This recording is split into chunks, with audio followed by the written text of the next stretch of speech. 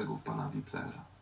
Pan Wipler za rządów Morawieckiego to takie kontakty miał z tymi spółkami, szczególnie Skarbu Państwa, że to się w głowie nie mieści.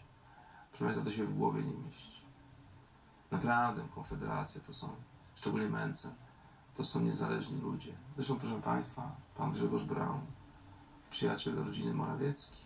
No nie żartujcie, proszę Państwa, nie żartujcie. Nie pamiętacie, jak początek był Sejmu co do Morawieckiego?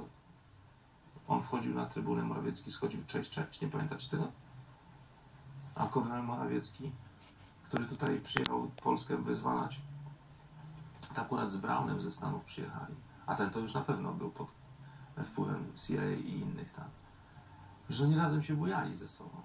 Nie znacie Państwo tej historii? No. A kim jest Morawiecki? Chyba ja nie muszę mówić. I tak dalej, i tak dalej. I tak dalej, i tak dalej. I te wszystkie fundamenty.